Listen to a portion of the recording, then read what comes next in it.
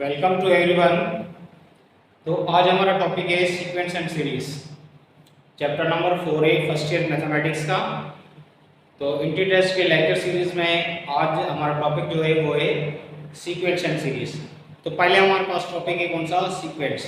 Sequence की पहला definition क्या है कि simple in ordered set of number, in ordered set of number formed according to a definite rule, तब हम उसे क्या कहते हैं, सीक्वेंस कहते हैं। सीक्वेंस का दूसरा नाम होता है प्रोग्रेशन। सीक्वेंस का दूसरा नाम क्या है, प्रोग्रेशन भी कहते हैं। तो सिंपल अगर हमारे पास कोई कुछ नंबर्स गिवन है और किसी ऑर्डर में, और उस पर क्या है, कोई ना कोई डेफिनेट रूल अप्लाई हो रहा है। फॉर सपोज अगर हमारे पास हम नंबर ले रहे हैं कि ये 1 लिखा, फिर ये लिखा 3, फिर लिखा 5, फिर लिखा 7, फिर लिखा 9। अब इसमें रूल क्या अप्लाई हो रहा है कि एक एक नंबर में मिसिंग है, या जिसका क्या हो, जनरल टर्म प्रेजेंट हो। जिसका जनरल टर्म प्रेजेंट हो तो उसे हम क्या कहते हैं, सीक्वेंस कहते हैं। तो सिंपल हम इसके लिए लिख सकते हैं 2n - 1 इसका जो होगा जनरल टर्म होगा 2n - 1। आप 1 पुट करेंगे तो क्या बनेगा, 1 बनेगा, 2 पुट करेंगे 3 बनेगा, 3 पुट करेंगे 5 बनेगा, 4 पुट करेंगे 7 बनेगा, 5 पुट करेंगे 9 बनेगा। तो इस पे जो रूल डेफिनेट रूल अप्लाई हो रहा है कौन सा है कि सिंपल नंबर को डबल करना है, फिर क्या करना है, एक कम करना है। तो इस टाइप की ये क्या बनेगी, एक सीक्वेंस बनेगी या प्रोग्रेशन बनेगी। तो सिंपल कि कोई ना कोई डेफिनेट रूल जो है अप्लाई हो। फॉर सपोज अगर एक हम और लेना है सीक्वेंस, अगर है हमारे पास 2 4 8 16 32, ये एक सीक्वेंस है। अब इसमें क्या आएगा हमारे पास, हमने फार्मूला जो अप्लाई किया Tn = 2 power n। General term कौन सा है, Tn = 2 पावर n। अगर n की जगह पे 1 पुट करना चाहें तो ये 2 बनेगा, 2 पुट करना चाहेंगे 4, 3 पुट करेंगे तो 8। तो इस पे क्या डेफिनेट रूल जो है फॉलो हो रहा है। अगर ऐसे कोई हमारे पास सीक्वेंस गिवन है, कुछ नंबर्स जो सेट में ऑर्डर्स में गिवन है, तो उस पे अगर डेफिनेट रूल कोई ना कोई अगर फॉलो हो रहा है तब हम उसे क्या कहते हैं, एक सीक्वेंस कहते हैं। तो simply in ordered set of numbers found according to a definite rule is called a sequence और प्रोग्रेशन। या हमारे पास कुछ ऐसे हो कि 1/2, 2/3, 3/4, 4/5, ये भी क्या करेंगे, एक सीक्वेंस कहलाएगा जिसका जनरल टर्म क्या होगा, n divide by n plus 1। Tn = n divide by n plus 1। n की जगह पे 1 पुट करेंगे तो 1/2 बनेगा, 2 पुट करेंगे तो 2/3 बनेगा, 3 पुट करेंगे तो 3/4 बनेगा। तो यहाँ तक ये क्लियर है कि सीक्वेंस की डेफिनेशन जो है क्लियर होनी चाहिए। सिंपल क्या है, an ordered set of number formed according to a definite rule is called a sequence. जो डेफिनेशन है वो क्लियर होगी। अब सीक्वेंस में जो पहला नंबर होता है उसे हम क्या करें, फर्स्ट नंबर। जैसे ये लिखा था हमने 2 4 8 16 32, इसे हम क्या करें, first number, first member of the sequence, या इसे हम कहते हैं first term of the sequence. उसको हम लिखते हैं A1, ये सेकंड के लिए A2, फिर A3, A4, A5। कभी कभार A1 की जगह हम लिखते हैं T1 फर्स्ट टर्म, ये सेकंड टर्म के लिए T2, थर्ड टर्म के लिए T3, फोर्थ टर्म के लिए T4।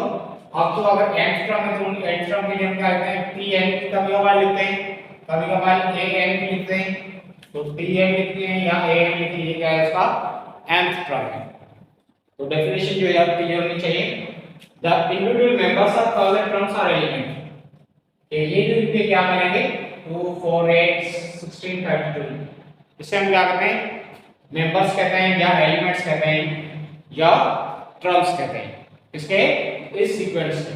तो the individual members of column terms are elements of the sequence. क्या है, सिंपल एक फंक्शन है from natural to real numbers और कॉम्प्लेक्स नंबर। सिंपल क्या है कि सीक्वेंस एक फंक्शन है कौन सा है, जो कि वहां से कहां तक है, natural number two real number और कॉम्प्लेक्स नंबर। तो इसमें जो डोमेन बनेगी वो सेट ऑफ नेचुरल नंबर बनती है। Domain of the sequence is always natural number. ये याद रखना है कि जो डोमेन बनेगी वो हमेशा क्या होगी, नेचुरल नंबर ही बनेगी 1 2 3 4 5, और रेंज जो है हमारे पास रियल नंबर भी आ सकती है या कॉम्प्लेक्स नंबर भी आ सकती है। तो सीक्वेंस जो है वो रियल सीक्वेंस हो सकती है या कॉम्प्लेक्स सीक्वेंस हो सकती है, that depend on the terms कि अगर रियल नंबर टर्म्स हैं तब हम क्या करेंगे रियल सीक्वेंस है, अगर कॉम्प्लेक्स टर्म्स हैं तब हम क्या करेंगे कॉम्प्लेक्स सीक्वेंस है।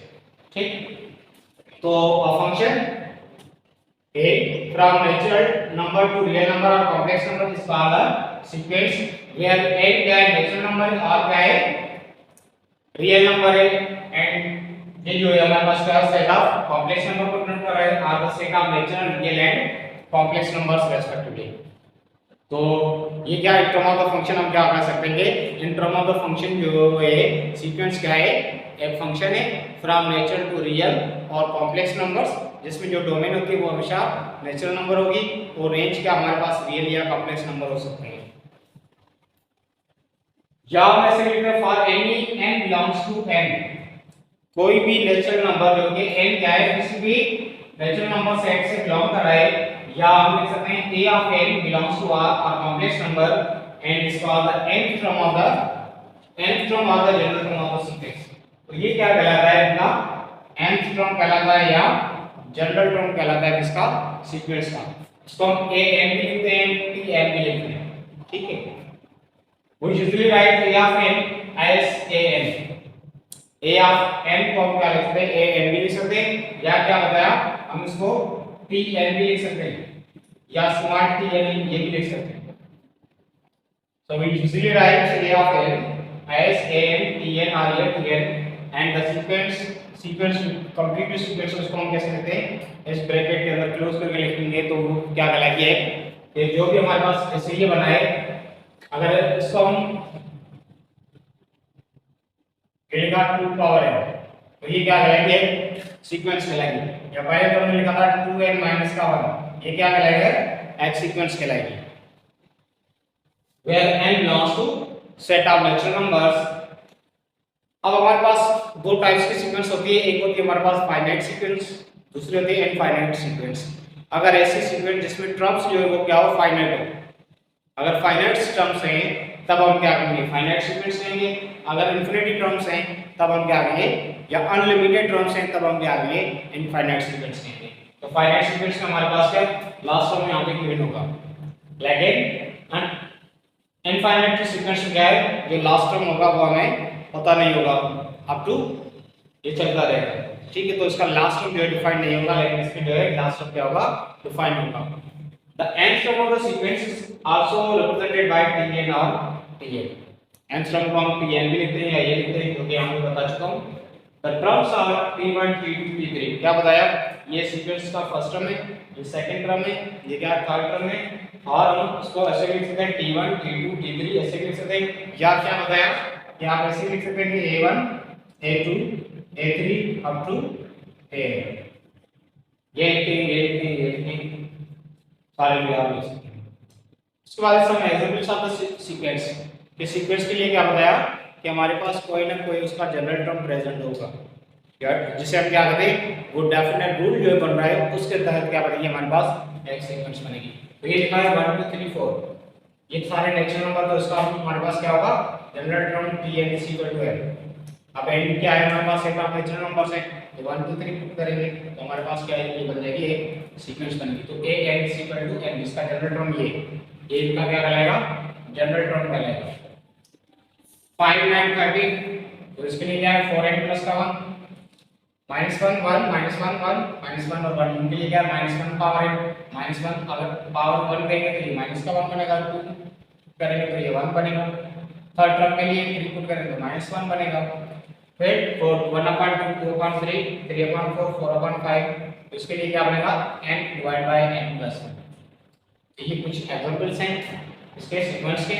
उसके बाद ट्रायंगुलर सीक्वेंस, क्या है triangular sequence. Consider the following sequence 1 3 6 10 15 21 28 36 45, कि ये सीक्वेंस है जिससे क्या बनेगा हमारे पास एक ट्रायंगल शेप बनती है, इसलिए हम इसे क्या कहते हैं ट्रायंगुलर सीक्वेंस कहते हैं। You consider the following sequence 1 3 6 10 15 21 28 36 45 which simply represents, क्या रिप्रेजेंट करेगा the number of the dots in each triangular pattern, जो पैटर्न बनेगा वो एक ट्रायंगुलर बनेगा, इसलिए इस सीक्वेंस का नाम क्या है, ट्रायंगुलर सीक्वेंस है। तो ये ट्रायंगुलर सीक्वेंस आपको याद रखना है। अब ट्रायंगुलर सीक्वेंस में क्या करना है कि पहला नंबर अगर 1 है, दूसरा नंबर क्या है इसमें से सेकंड 2 आप ऐड करें तो कितना बनेगा 3। थर्ड के लिए आप क्या करेंगे, एक को 1 प्लस 2 प्लस 3 ऐड करेंगे तो ये कितना बनेगा 6। तो 1 3 ये पहला, दूसरा, ये तीसरा। फिर 4 पुट करेंगे 1 प्लस 2 प्लस 3 प्लस 4 क्या बनेगा 10, ये 10। फिर जब 5 पुट करेंगे तो 1 प्लस 2 प्लस 3 प्लस 4 प्लस 5 कितना बना 15 बना, ये आ गया 15। इसके लिए हमारे पास का ये रूल फॉलो हो रहा है। तो ये कौन सी सीक्वेंस बनी, ट्रायंगुलर सीक्वेंस बनी। तो ये एक डॉट 3 डॉट के लिए ट्रायंगल बना, 6 डॉट के लिए पूरा ट्रायंगल बन रहा है, ये 10 डॉट के लिए पूरा ट्रायंगल बन रहा है। इन सीक्वेंसेस को हम क्या कहते हैं, ट्रायंगुलर सीक्वेंस कहते हैं। और ये जो सीक्वेंस की प्रोग्रेशन कहलाएगी कौन सी, ट्रायंगुलर। अब इनको आप ऐसे भी लिख सकते हैं, ये अगर मान लिखा हुआ है स्टार्ट का, आप ऐसे भी लिख सकते हैं, ट्रायंगल की शेप बनेगी ऐसे लेंगे, लेकिन डॉट तो कितनी आएंगे, 3 आएंगे। उसके बाद है हमारे पास रेक्टेंगुलर सीक्वेंस।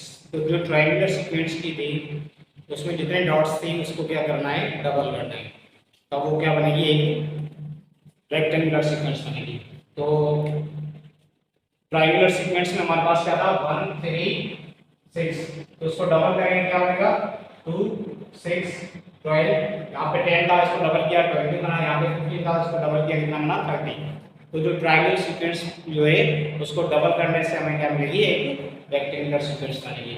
तो रेक्टेंगुलर सीक्वेंस कौन से 2 6 12 20 30, which simply represents the number of dots in each rectangular pattern is known as a rectangular sequence।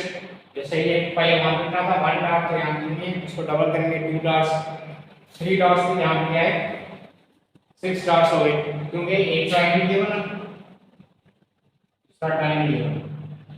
तो जो ट्रायंगल शेप बन रही थी उसको क्या किया, सिंपल हमने डबल किया, इसलिए क्या बनी एक रेक्टेंगुलर सीक्वेंस बनी। जैसे यहाँ पे देन ट्रायंगल, दूसरा ट्रायंगल, तो ये पूरी जो फिगर बन रही है कौन सी बन रही है, रेक्टेंगल।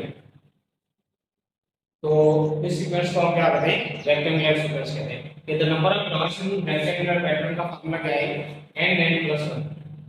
तो जनरल टर्म इसका कौन सा बनेगा, या डेफिनेट रूट कौन सा आएगा, n+1 के इक्वल। तो उसमें क्या हो रहा है, डबल हो रहा है, उसको अगर हम हाफ करेंगे तो हमारे पास कौन सी सीक्वेंस बननी थी, triangle. So the number of dots in triangular pattern क्या बनेगा, n+1 डिवाइड बाय 2, तो इसका जनरल टर्म बना n+1 अपॉन 2। तो एक क्वेश्चन है, find the number of dots in triangular sequence for n is equal to 6, n is equal to 10, 13, 16। ये number of dots तो हमें वो मालूम करनी है जब n की वैल्यू क्या है 6 है, 10 है, 13 है, 16 है। तो यूजिंग जनरल फार्मूला, ये जनरल फार्मूला कौन सा है ट्रायंगुलर सीक्वेंस का, n is equal to n+1 upon 2। तो सिंपल ये रखाएंगे कि n is equal to n+1 upon 2।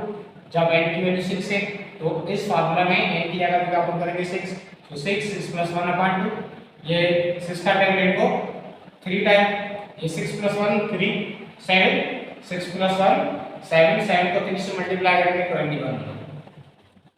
फिर सेकंड क्या है, n की जगह पर 10 पुट करना है, तो 10 + 1 डिवाइड बाय 2 का टाइम 10 को 5 टाइम, ये क्या बनेगा 10 + 1 11, 11 को 5 से मल्टीप्लाई करेंगे 55, ये बना 55। इस तरीके से थर्ड हमारे पास क्या है, n की वैल्यू 13 है, तो 13 + 1 क्या बनेगा 14 डिवाइड बाय 2, तो 7 को 13 से मल्टीप्लाई करेंगे क्या बनेगा 91।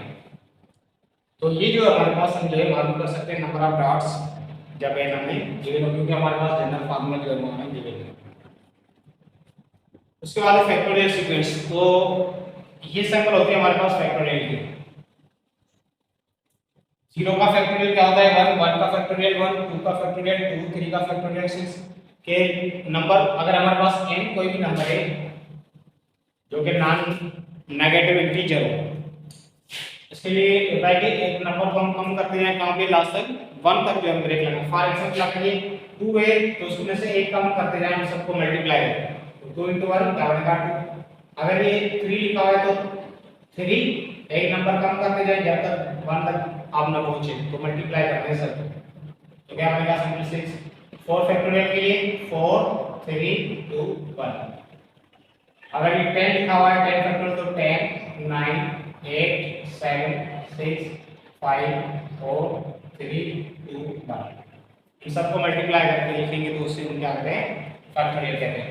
तो ऐसी सीक्वेंस जिसमें फैक्टोरियल की सैंपल जो यूज हो उसे हम क्या कहते हैं फैक्टोरियल सीक्वेंस। और sequence involving factorial is called factorial sequence. For example a is equal to ये उसका जनरल टर्म है a n is equal to 1 divided by n factorial 1 divided by n factorial।